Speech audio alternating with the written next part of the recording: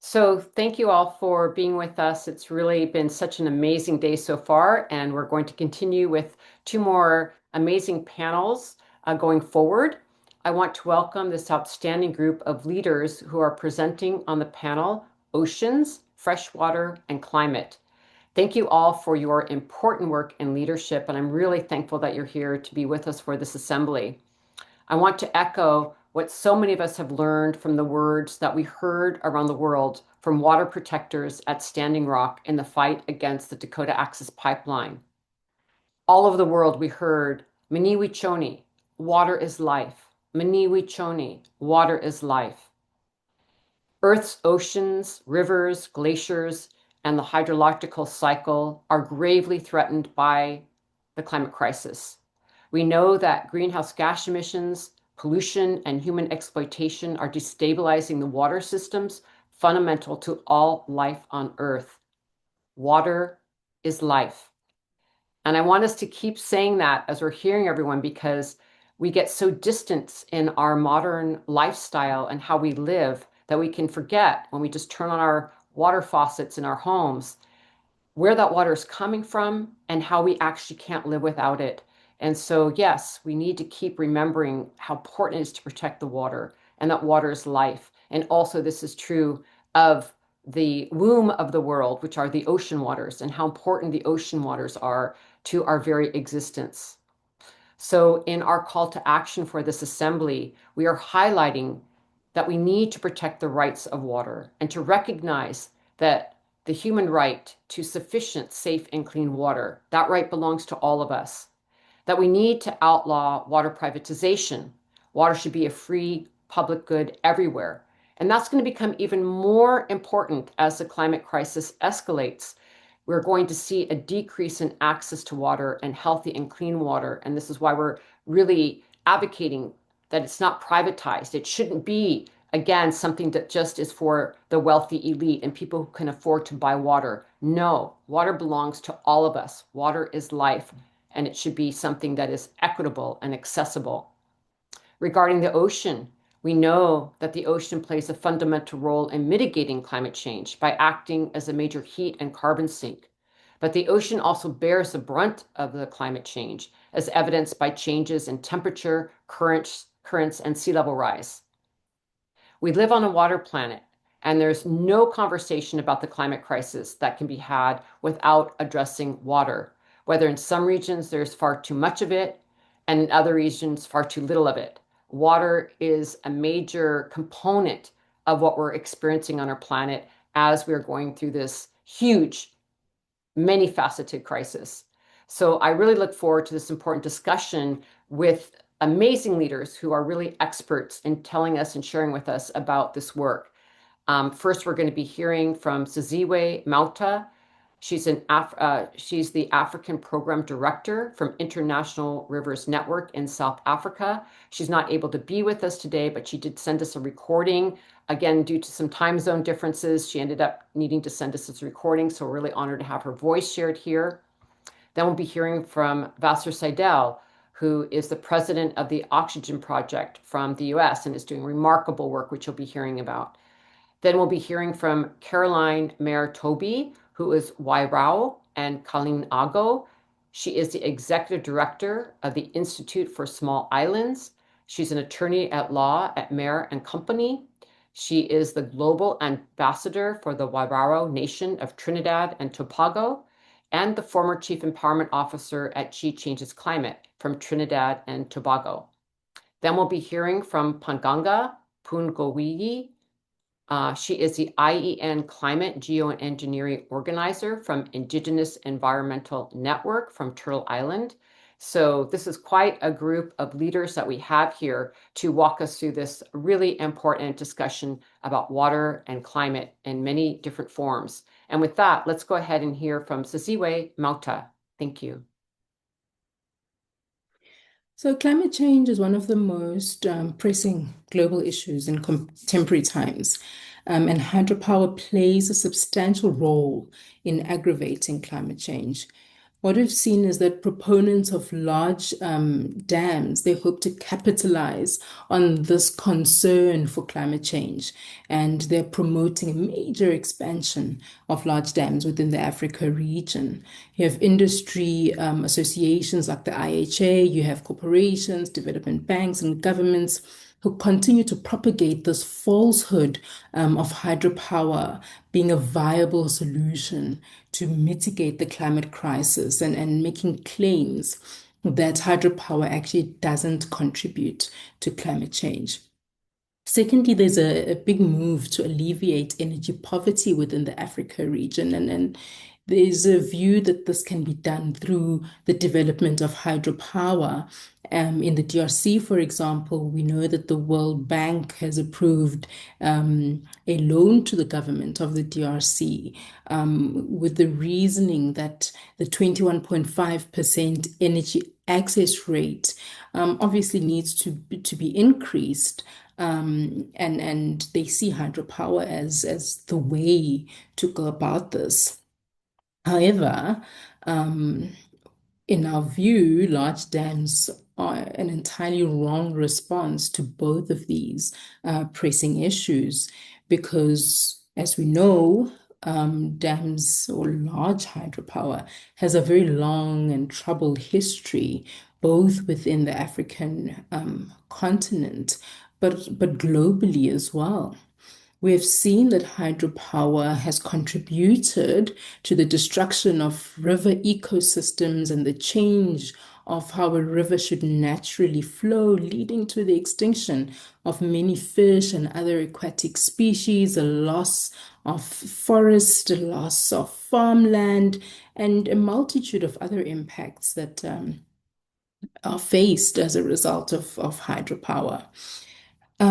Contrary to what the dam industry says and claims, which is that dams produce clean or green energy, most reservoirs emit greenhouse gases and, as a result, contribute to the planet's climate crisis. And with methane that is emitted from these dam reservoirs being one of the strongest and most dangerous greenhouse gases, along with carbon dioxide, this claim of hydropower being clean or green is totally fallacious. Large dams also are known to cause huge damage to people's relationships with their land, with their water, with their way of life, with their livelihoods. What we've seen is that the land grab and the grabbing of water have led to the displacement and the impoverishment of communities, often with very little to no compensation. And this forced removal, in a sense, leaving people or taking people away from their ancestral lands, away from their sacred sites and from their homes, is really a cause for great hardship and totally unnecessary hardships for these people, for such people. Communities are also divided. One of the tricks that companies employ is a divide and conquer strategy, where certain parts of the communities are, presented with benefits, which really undermines people's customary ways of decision making or the traditional ways of deciding as a community, and dividing them entirely. The promises that are made in addition to that, where housing, schooling, and roads infrastructure are promised, and electricity access being assured to communities, often don't materialize. And what we've seen with job access, for example, is often communities are left with the more menial, low-paid, low-skilled jobs, and you have people coming in from the outside, and taking up the positions within the companies, and communities, being left without decent work, without access to their land anymore, and and generally without access to their livelihoods. Hydropower is also very expensive and to build, and and it takes a long time to complete. So it's very common to have these long delays, which cause a rise in the original cost, and this is termed as these cost overruns. And what we have is countries that sign up for these big, huge loans to finance the feasibility studies, the construction, to finance the transmission lines. And these big loans end up being a big debt trap for governments. And instead of prioritizing, essential services like schooling and healthcare, etc., they have to pay interests on these debts, which is a huge trap. So, what we would like to see is a development model that protects livelihoods and improves the quality of life for poor people, where people's water and energy needs are met without harming nature, where people have a right to participate, a right to free, prior, informed consent as regards to decisions that affect them, where there's transparency and accountability, where the rivers in Africa are valued and they are protected. And in addition to all of that, we know that hydropower project construction timelines span over a decade with these cost overruns. However, studies have shown that solar and wind can be installed quickly, flexibly, and a much lesser monetary cost and a much lesser cost to the environment, to the people, and to the climate. And it's disingenuous why, hydropower is just seen as, or rivers are seen as this resource to be exploited, where in fact there are far more viable, decentralized energy systems that can be utilized for the benefit of countries and communities and citizens in the developing nations. Thank you so much for those comments. And it's so important. Again, we're seeing this view of nature as a place to extract and exploit, and not as a living system that we are part and particle of. And I think it's really important also to hark back to some of our earlier discussions in the Assembly about false solutions. And I think it's also important to realize that where we get our power from and how we conduct ourselves in this transition absolutely matters. Not everything that is claimed to be renewable energy is safe and just for people or planet. So I think it's really important to listen to what our colleague Siziwe is saying about what is happening to the rivers. And with that, we are now going to hear about oceans from Vasser Seydel. I'm so honored to see you here, Vasser, and thank you so much for joining us today. Spree, thank you so much. And thank you, WECAN, for having me back just a few years ago. I was speaking on a very similar panel, sharing with one of the things I'll be talking about today, which is deep sea mining. And it's just interesting how things have evolved and shaped. And as we all know, where we are in the world with climate and with a lot of issues that are intersectional to climate. I want to first just share that water is something that is deeply personal to me, and I know really all people, whether we're conscious about it or not. I think that's exactly, Osprey, how you opened up this panel. And my name, I was named after a line of men in my family, and my name Vasser actually is derived from Germanic meaning of water. which I didn't even know until doing more of this work and meeting dear friends who are German and saying, your name is so weird. It means water.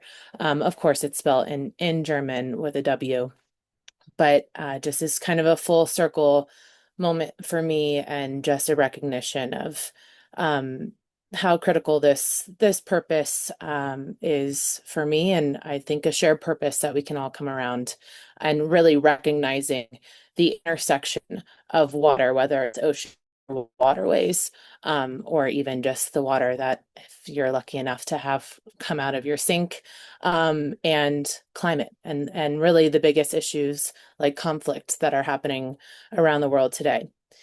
So today I really want to focus in light of just coming off of being at TED Countdown in Nairobi. I also attended my first climate reality training in Nairobi right before that, and really seeing so much energy in this space over time. I mean, we just heard about dams and energy, and there's so much rightly focused in ways around climate solutions like scaling green infrastructure and the energy transition. And at the same time, we need that energy focused on the climate solutions that is defending nature itself. Those things have to happen in tandem, and we need to see that conversation being elevated at these levels, like what we're talking about today, and the much broader conversation around COP. And one of these things and something that we're working at the Oxygen Project is focused on protecting our global commons from the imminent and looming threat of deep sea mining, and also other ecosystems that are facing and destruction facing ecosystems and communities around the world. We're focused on a project right now in Panama to relocate a port that's jeopardizing 25%, an area that's 25% of mangroves in Panama. And so it's really just so critical that we protect intact ecosystems that are vital and often overlooked climate solutions, and are also quite literally our life support systems. Our communities, they're sequestering carbon, it's regulating planetary temperatures, it's sustaining life. And at the Oxygen Project, which is an organization I am lucky to work with my team and run, we use storytelling, education, and bold campaigns to defend these ecosystems and uplift the voices of people in these communities. And so the first thing I would like to talk about is deep sea mining. And if you were with us 2 years ago, I shared a little bit of this, and I'll just give a high level understanding of deep sea mining, since most of the world, or it's a little bit more of a hot topic now than it was then. I would say thanks to the executive order from Trump's administration, and also some other recent developments in deep sea mining. But just for people who have not heard about the issue, deep sea mining involves extracting minerals from the deep sea, which is our global commons. And the deep sea is our largest habitat on Earth and one of the most biodiverse places on this planet. It's also our largest carbon sink, and damaging and mining this ecosystem and the deep sea will exacerbate the climate crisis. So there's a few different types of mining, but I'm just going to talk about polymetallic nodule mining very quickly, because this is kind of the most energetic form of mining that's actually being tried to be pushed for this rush to mining the deep sea. And polymetallic nodules themselves both fix and store carbon in the deep sea, in the seabed, and they also regulate trace metals in the water column. So they're not just rocks sitting on the seafloor just waiting to be plucked up. It's also a very extractive process to mine them. And they also take over 13 million years to form. So It's quite literally not a renewable resource, and is really just trading one form of extraction of oil for another form of extraction for a non-renewable resource. And scientists agree the damage will be irreversible, and we don't even fully understand at this point what all is at stake. So I just want to also touch really quickly that it is talked about, since it is harvesting rare earth minerals, that it can fall in this narrative that it's necessary for the green energy transition, but this is a false choice. First of all, it quite literally, a healthy ocean underpins a healthy planet. We would not have the climate we enjoy and rely on for survival today without a healthy ocean. And as most of us know here, the ocean is already experiencing major threats, increased acidification, increased deoxygenation of the waters, etc. And we do have alternatives. We must be recycling batteries, and it's a great form of recycling. And there's also innovative technologies that are metal-free batteries, replacing metals, and other innovative technologies like harvesting lithium from the seawater. And really, deep sea mining extends, this extractive colonial model into new depths and under the guise of climate progress. So we just have to ask ourselves questions. Why do we need these minerals? Do we even need these minerals? Who is this energy transition for and why? And what happens in the future? So right now we're in a current moment of urgency. We have the International Seabed Authority, which is the UN body that regulates deep sea mining, and they're meeting in July. And right now the new Secretary General is seemingly open to pressure, both from what's happened with the executive order and the US, and also, other pressures from geopolitics around the world, with China, with what's happening in the Middle East right now, and military conflict. And she is requesting final comments on the mining regulations, which is sparking controversy and is also extremely concerning for really the world and organizations and civil society that have been calling for a due process and really the regulations to be done in the correct form that would take the environment into account. And there is global consensus that, and civil society is very clear, there's hundreds of scientists, EU, Parliament, and 37 countries that have all called for a moratorium, precautionary pause, or ban. And we have to really root into a moratorium, precautionary pause, or ban at this time within the framework of the International Seabed Authority to really promote a healthy ocean for future generations. I mean, we're talking about timescales that really are critical for the survival of humanity and the even being able to try and reach our climate goals. So one quote I would like to end on from Sir David Attenborough. It's one of my favorite because it really just encapsulates the importance of this issue. Is the fate of the deep sea and the fate of our planet are intimately intertwined, that we should be considering the destruction of these places and the multitude of species they support before we have even understood them, and the role they play in the health of our planet is beyond reason. And so Sir David Attenborough really says it best. And then I just would like to also focus on protecting mangroves as a climate solution, which this is just one example from many different issues around the world facing communities all over the world. I heard so many cases of this at the climate reality training from young activists all over Africa who have similar issues in their communities and facing ecosystems and their communities.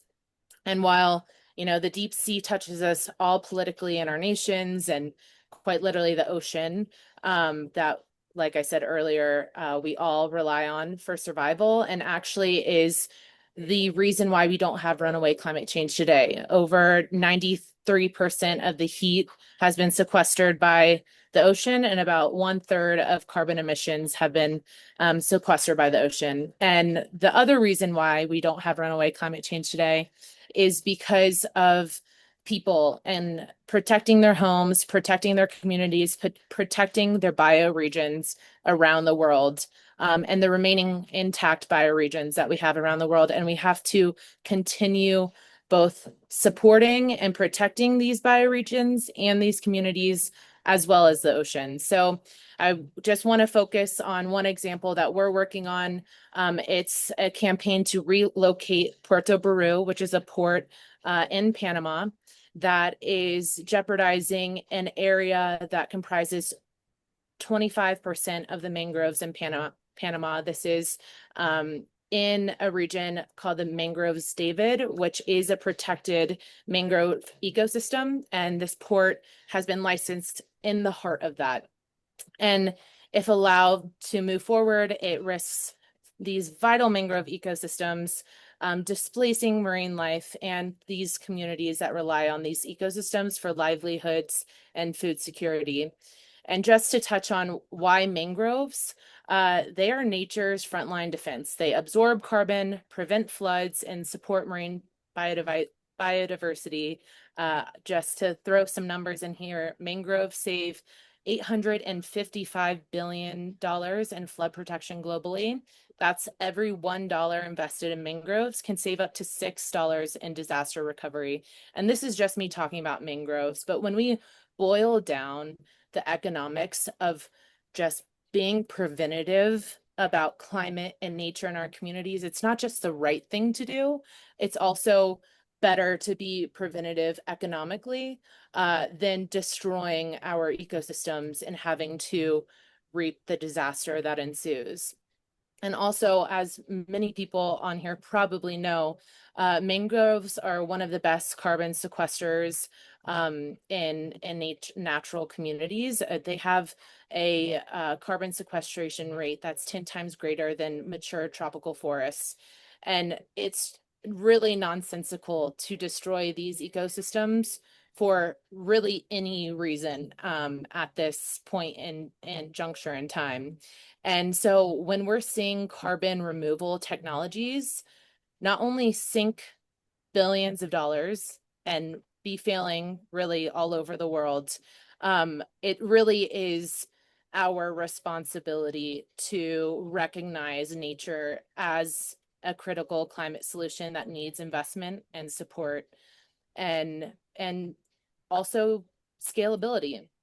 And so what happens in places like Puerto Baru, this is one example of many places around the world where it seems like a very niche local issue, is really a global one. And we all have a responsibility to act.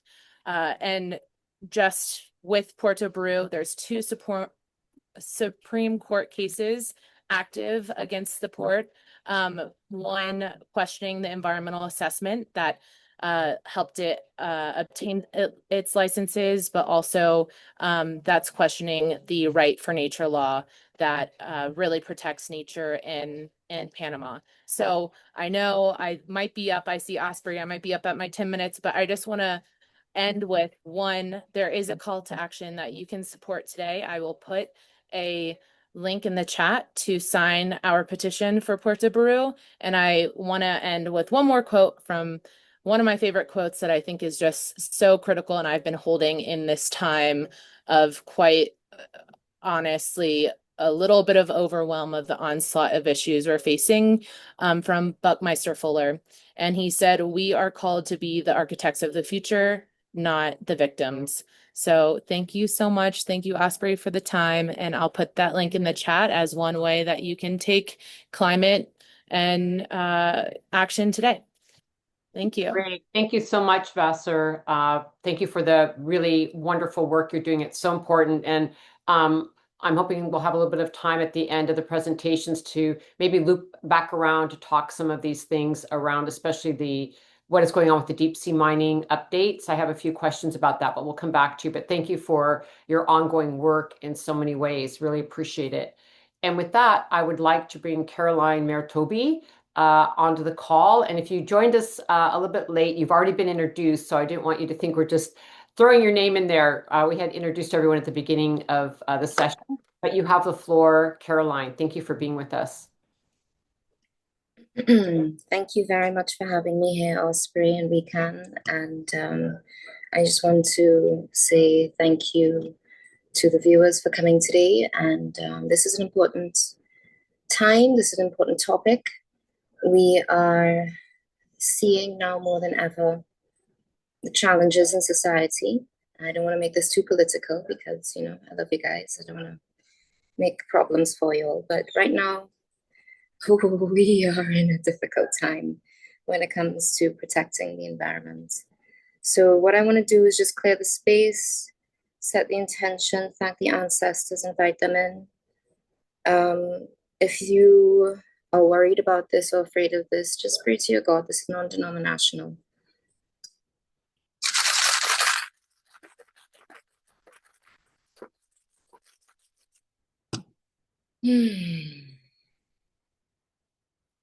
I call in ancestors from the north, from the south, from the east, from the west. Thank you for grounding us today. Thank you for setting the intention. Thank you for letting us hold a space for peace and justice. And I just want to I'm going to give a little couple of seconds to peace right now. So if you could just hold that in your hearts and lift it up.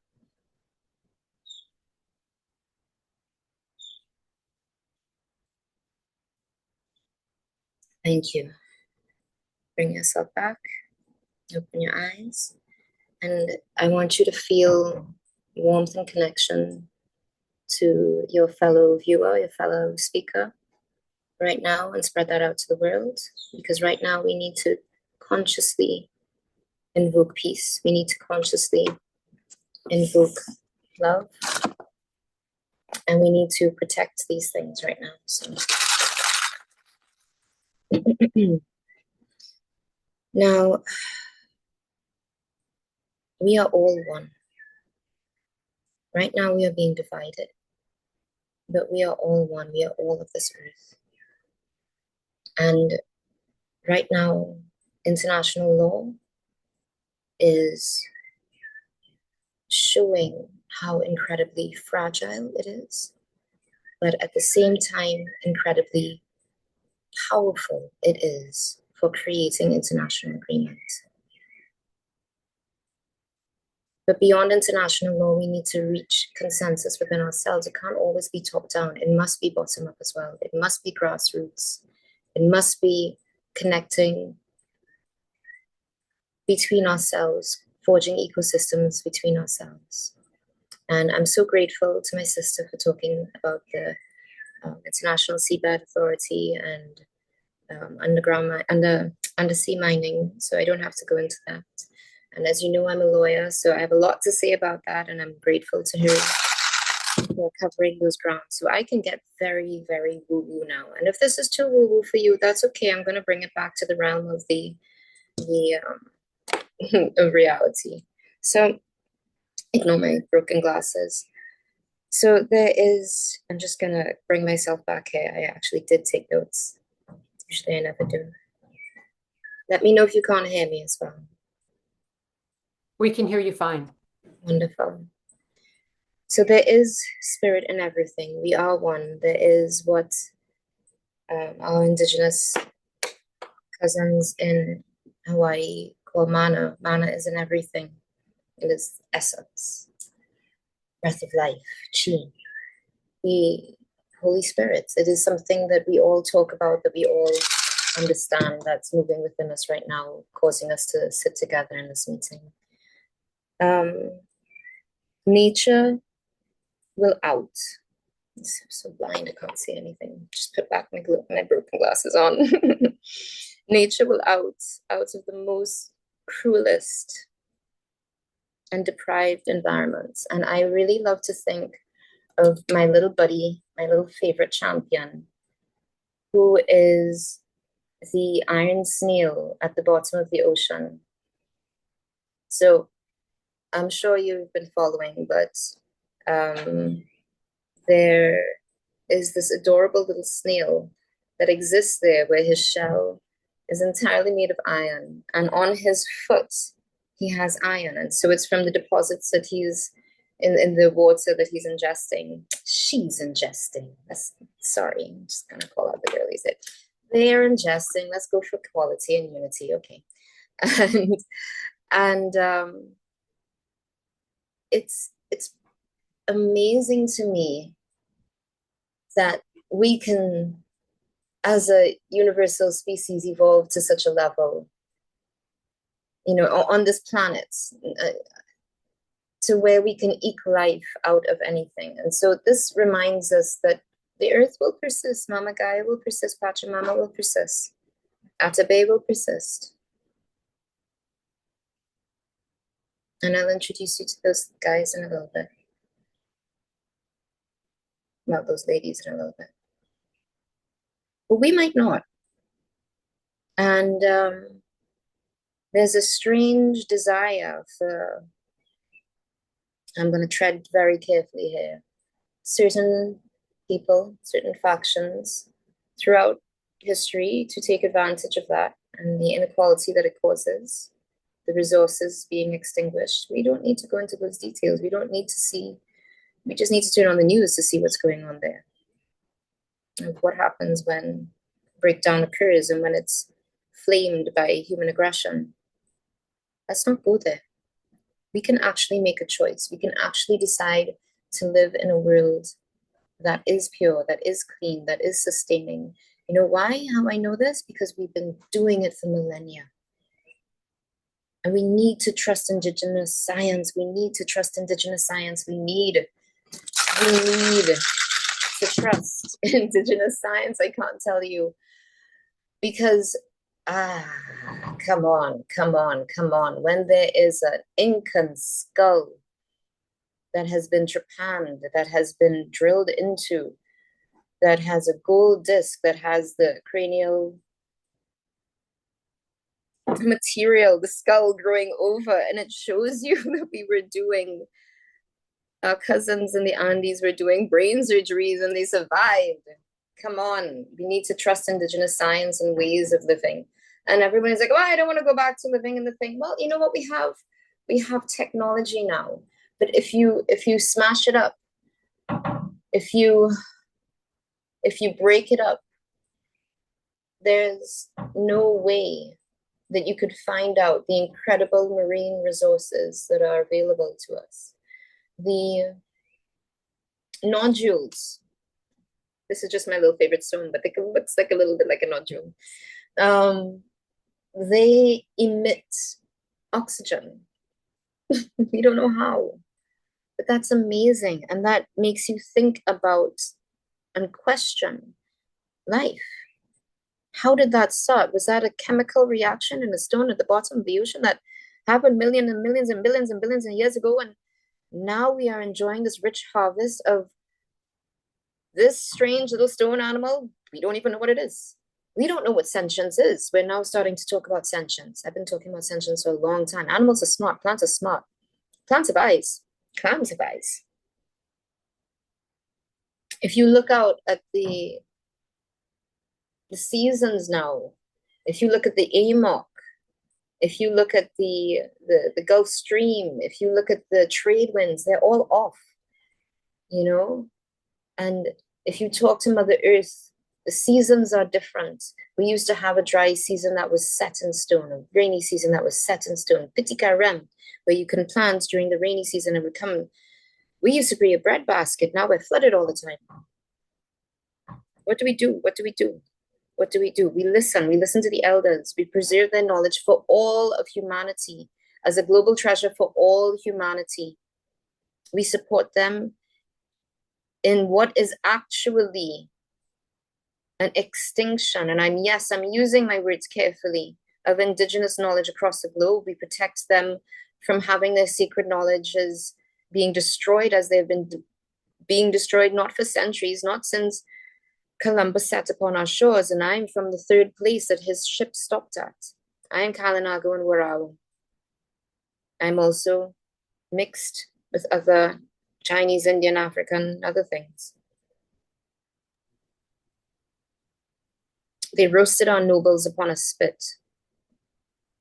There are rumors that they ate us. That's not in your history books. But the roasting upon the spit is Bartolomé de las Casas. The cruelty that was involved is the same cruelty that we're seeing now. Again, I walk carefully. I retreat to the realm of the woo-woo, spiritual.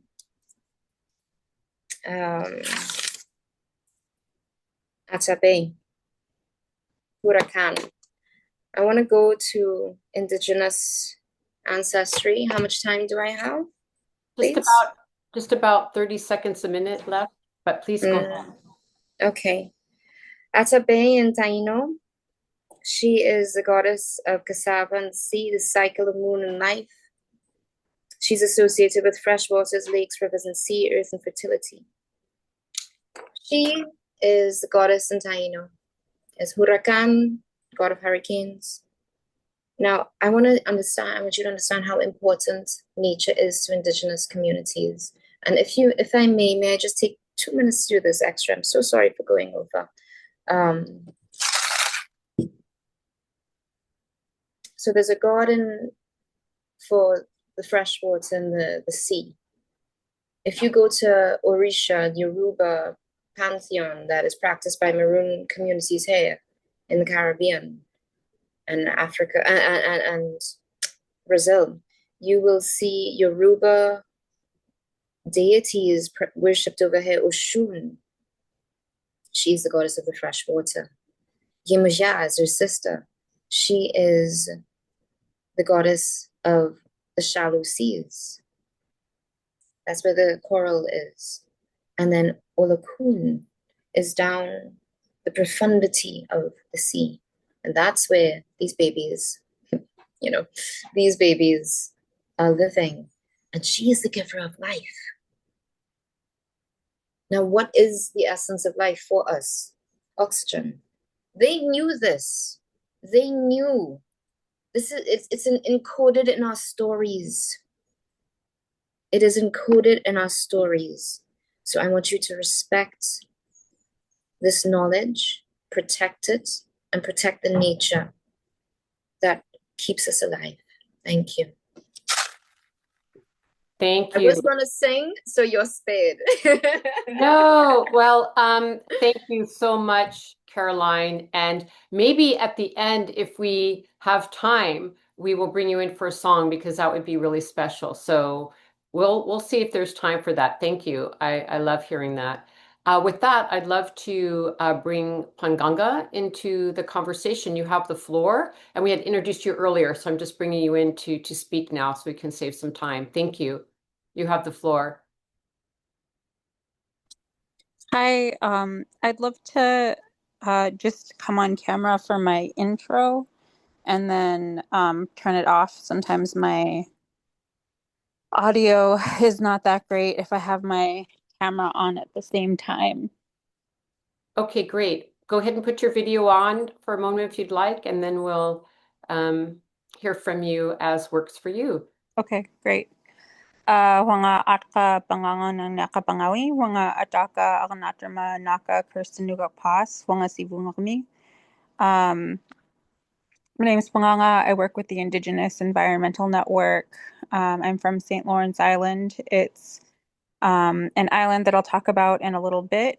I'm going to turn my camera off and give a more thorough introduction about where I come from and some happenings here in Alaska. Okay. Yes, I will speak slowly.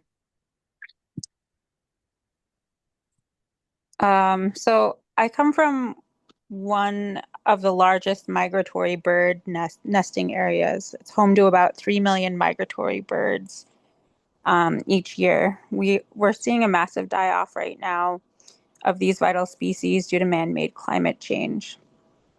I also come from a people who have experienced unethical research practices, like the injection of radioactive iodine to test how long we would survive in the cold, and the military dumping various wastes such as fuel, heavy metals, solvents.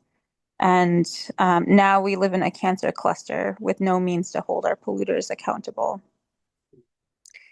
The ultra-rich, who are largely responsible for climate change and other threats to biodiversity, are directing environmental policy in the place of Indigenous peoples who have managed to protect 85% of what is left of Earth's biodiversity on about 20% of the land. And let me be clear, throwing any amount of funding at Indigenous organizations does not, quote unquote, offset the false solutions these billionaires also fund. Billionaires love to believe they can offset damage in one place by doing something, quote unquote, positive in another place. And I'm sorry to share that you can't compartmentalize and apply accounting tricks to Earth's systems or the damage you are causing to Indigenous peoples and our lands. Not everything can be bought. Not everything can be commodified. As Indigenous peoples, we understand that we need to cut emissions at source and transition away from capitalism and colonial values. The type of policy and so-called solutions include damaging policies that are being tested on our homelands without our free, prior, and informed consent. I'm talking about geoengineering projects, and I'm just going to share a handful of those that have been tested in Alaska. A privately funded inventor from Silicon Valley, Leslie Fields, spread football fields worth of silica hollow glass microspheres onto our lake with a company called Ice 911, which is now called Arctic Ice Project. We have since shut them down, but this was a poor attempt by someone who was contracted with Chevron for about 2 decades to address one symptom of climate change, to make the ice shinier by spreading unnatural materials onto 100,000 square kilometers of the Arctic ice in an attempt to thicken it. This ignores the need for the freeze and melt cycle of the ice and the life forms that depend on sunlight penetrating the ice, like algae. Additionally, the materials threaten the health of our natural world and Indigenous peoples who depend on the ice with rheumatoid arthritis, kidney disease, and potential silicosis or silica tuberculosis. Scopex was a project which was also shut down by Indigenous peoples, backed by Bill Gates and run out of Harvard. They attempted to test their stratospheric aerosol injection project on Indigenous lands. This is where they would spray sulfur dioxide into the stratosphere. And they did this, again, without our free, prior, and informed consent. When they were called out, they moved over to Sami territory without their free, prior, and informed consent as well.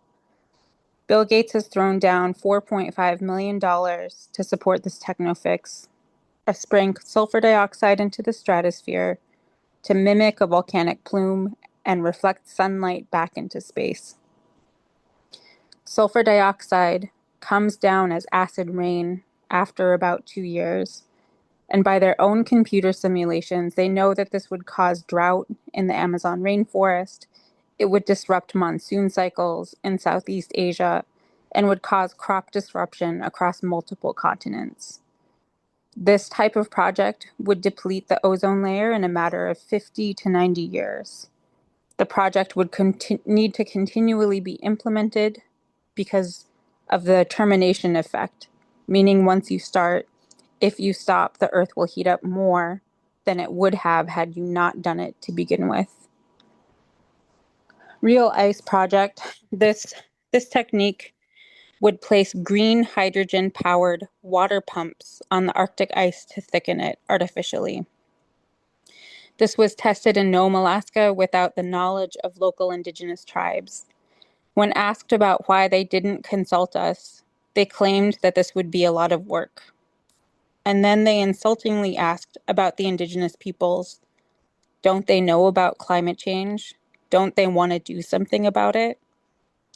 A simple conversation with my uncles would tell you that not only will this disturb marine mammals, but would harm the delicate life cycle within the ice itself. The Arctic blue cod lay their eggs on the bottom of ice, and algae grows underneath the ice. There's a reason these life forms are where they are. Our inherent relationship with the ice is what sustains the balance. Not including us in the discussions about how to address climate change is not only a form of disrespect, it is also reckless and foolish. And now the governor of Alaska has passed a law to allow the public use of the use of public lands for carbon capture and storage. The issue unique to Alaska with CCS and CCUS is there is a deal in the works with Asia to sequester carbon there and transfer it via ocean over here and sequester it in our lands. Carbon capture and storage supposedly sucks carbon out at source, condenses it into liquid form, and then transfers it to a site for sequestration. Carbon is extremely corrosive. It only takes a little bit of moisture to help it eat away at whatever container it's supposed to be sequestered in, and when it comes out, it expands into a gas. This happened in Mississippi in 2021. People in the area today continue to experience health impacts from this. Imagine the use of large-scale carbon capture in the hands of the military. Carbon sequestration is ineffective, and it's also a health hazard. The infrastructure needed for this techno fix is not only not possible economically or physically, but 93% of the captured carbon in the US alone is used for what they call enhanced oil recovery, where they flush out nearly depleted oil wells with carbon to get more oil faster. And the military is also funding a program that would turn captured carbon into jet fuel. When we brought up these concerns to Ian Fry of the UN Human Rights Council, by the way, and asked who could hold these horrendous geoengineers and their backers accountable for their dismissal of Indigenous rights, we were told that we must rely on our oppressive colonial governments to protect us. There is no current international grievance process for these atrocities. Elon Musk announced his X Prize competition in an attempt to scale carbon dioxide removal to the gigaton, leading to experiments such as the spreading of artificial whale poop off the coast of Australia, for which there are no regulations against. Ocean fertilization causes dead zones, imbalances in phytoplankton, and increases toxic algal blooms and shellfish poisoning, which we have seen an increase in after Russ George conducted an ocean fertilization experiment off the coast of Canada. So what do billionaires have to gain from these techno fixes? Carbon credits, biodiversity offsets, carbon equivalent credits such as cooling credits. Scaling carbon dioxide removal to the gigaton would rake in billions of dollars. Market-based mechanisms to address climate change and biodiversity loss are also just allowing business as usual. They're accounting tricks and nothing more. And now the IMF, the International Monetary Fund, wants to use whales as carbon offsets. The suggested method is to privatize the migratory paths of whales. And we know that when land is privatized under certain agreements, the Indigenous peoples who interact with that land can no longer subsist or interact with that land, but mining companies can still come in. Whales are our sacred relatives, and they're not sponges for corporate pollution. We defend whales and our territories from the land grabs and ocean grabs of the IMF, the so-called blue economy, and carbon colonialism. The theft of Indigenous lands and oceans for offsets is simply continuing the colonial legacy. We know that the commodification of any life form truly means we are commodifying all life forms. We are not separate and we are connected. And we also know that there's a direct connection between how Indigenous women are treated and how the land is treated. And all of these projects would lead to man camps, which would lead to missing and murdered Indigenous women. All of these misguided approaches show that solutions are being created by people who are far removed from the land and nature, and not by those who have fought with blood to protect nature. Billionaires and those who pander to them have no place in environmental policy. Respect and uplift Indigenous knowledge to protect us all. Thank you. Thank you for that really powerful presentation. And it's just really heart-wrenching and, just really good to have you break these things down and make them accessible for all of us to understand what's going on. So thank you for that presentation and your work. And to really point out, the kind of challenges we're facing, which are really massive. And I really appreciate you delving into that topic so deeply. I'm also really honored that we have another speaker. We were not sure if they were going to be able to join us, and I'd like to bring them into the conversation now.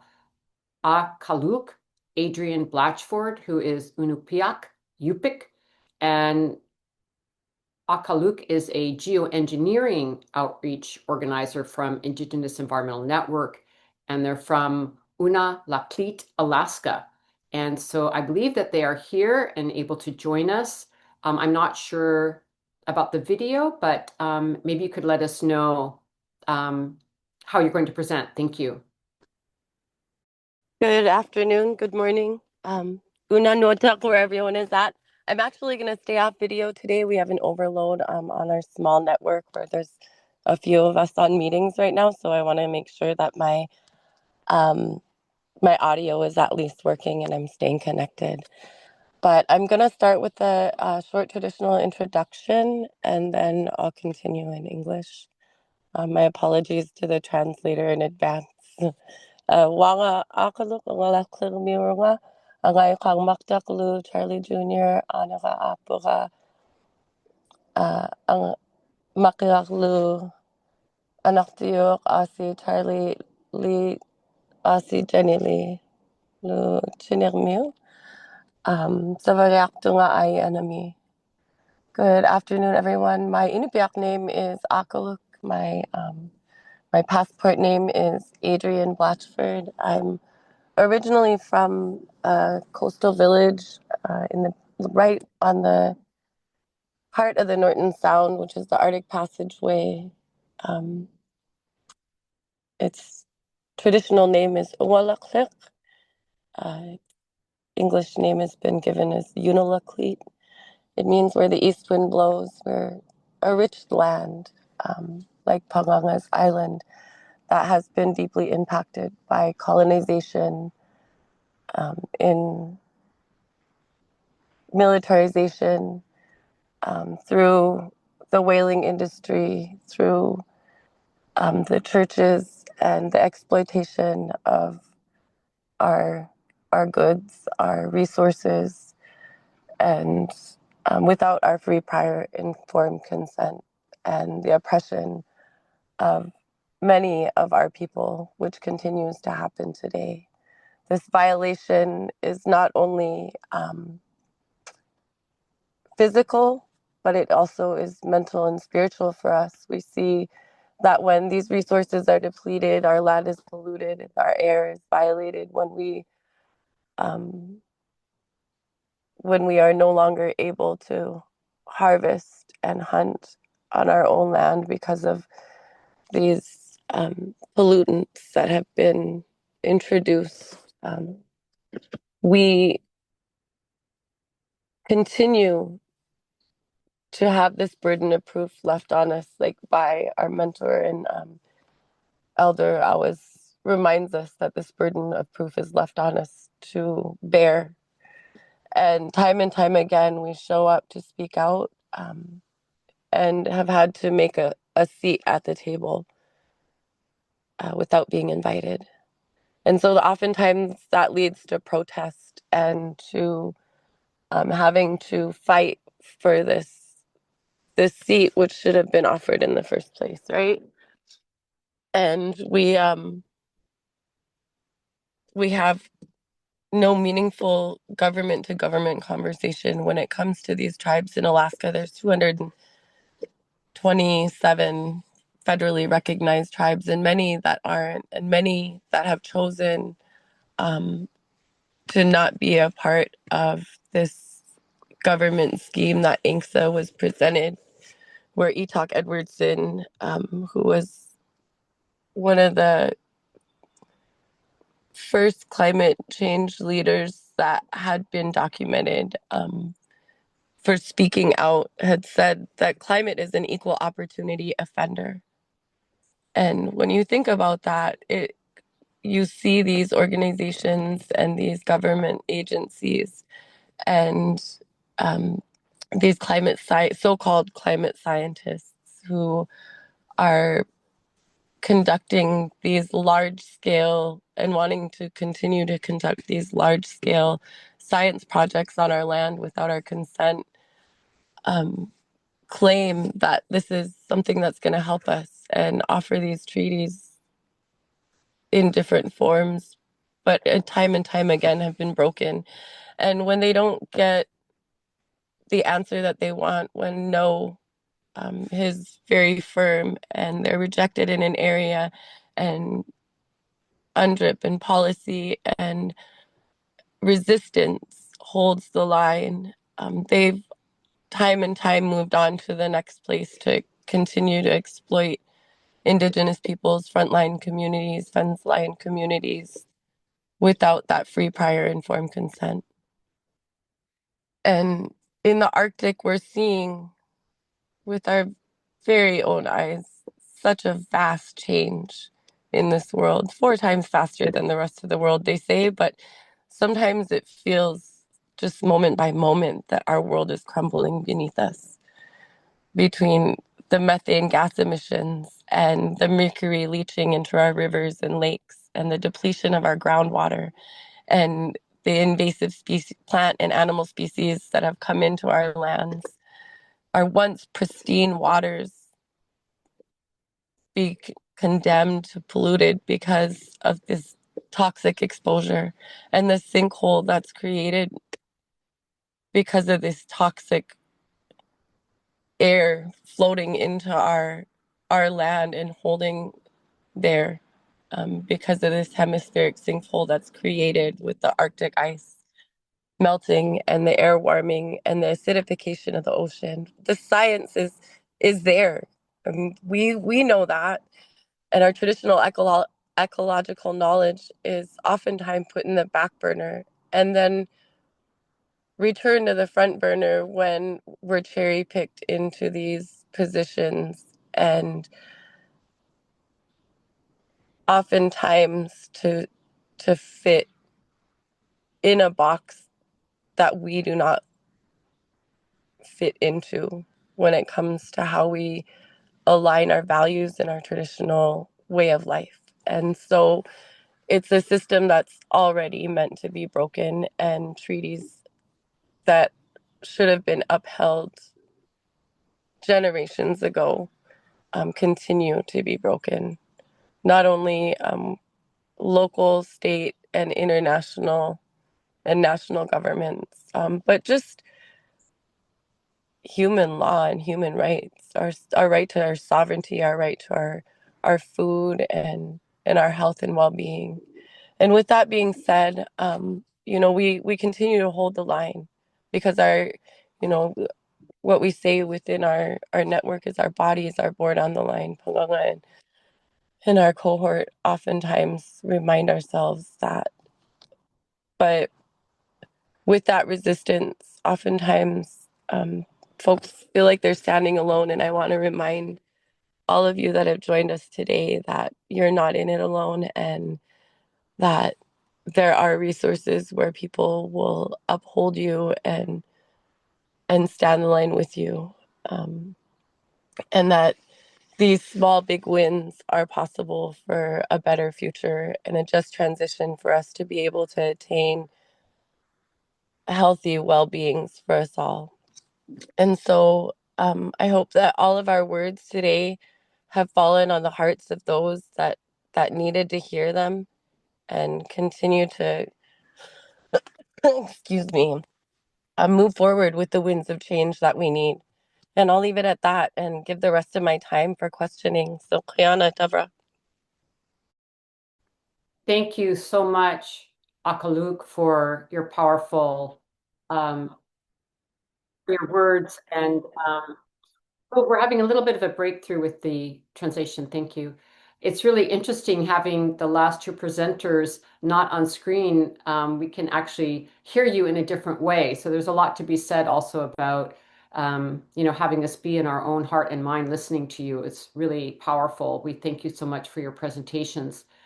And bringing us into these realities that are very sobering, and clearly also the courage and hope that you're still conveying under incredibly difficult circumstances that have been going on for generations due to colonization. So thank you so much for sharing with us. And we really are out of time. So I thought what we could do, since the offer had been made from Caroline, is to close this session before we move to our final session of the day with a song. And maybe we could close out with a short song, Caroline. And I think it's just appropriate given the last speakers and continuing to really hear their words echo in our heart and mind. So if you could come on, Caroline, and sing us out for this session, and then we'll move to the next panel. But I want to thank everyone for their tremendous work. Water is life. Our oceans are vital to life. Our rivers, the rain, all of the waters of life that are flowing through our bodies. We never forget that water is life and that we need to protect the water and to support those who are doing that vital work. So Caroline, if you're there, maybe you could come back online for a few minutes. Thank you, but I would like to extend that invitation to my sisters who just spoke, my Indigenous sisters, if they wanted to say two more words, because their stories echo everything that I've been hearing across Indigenous communities with legal work. So I think that's more important right now, if that's okay with you. Surely, surely. Just in closing, I'm just gonna make it really brief and say that,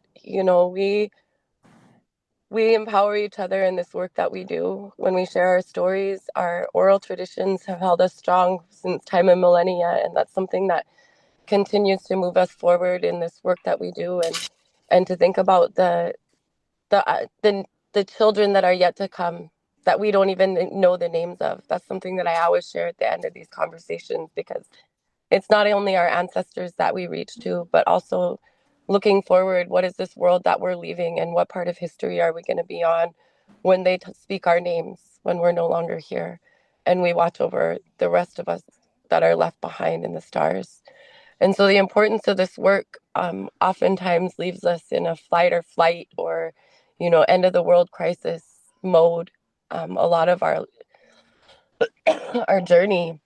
But I also want to remind us that there's beauty in it, and when we share those stories, that's where we see the beauty. When we're able to connect to our our lands in a way, when we're able to touch the water and remind ourselves that there's a home, that there's a village, that in a way that we long for it.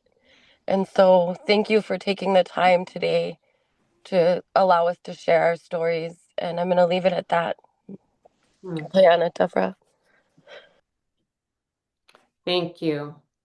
Thank you so much. Your words are taken to heart and mind, and we're really listening to you. And, it's something that WECAN is really dedicated to, as many of you know, who know us, to really make space for our Indigenous sisters, our Black and Brown sisters, to really make space. And I'm really honored by your voices today, and figuring out these crazy technologies so that we can connect. Thank you all for your patience with that. And yeah, I think that it's just so vital that we hear from you, and we will continue to create space wherever and whenever we can. Thank you very much, everyone who spoke on this panel, and for the vital work you're doing. And we'll continue to care for the waters of the world. As I've learned from a lot of Indigenous elders, women are the custodians and caretakers of the waters, and we birth through the waters. And so it couldn't be more important that we have this time to speak with women about water. And with that, I'd like to move on to our next panel, and thank you all so much for being with us.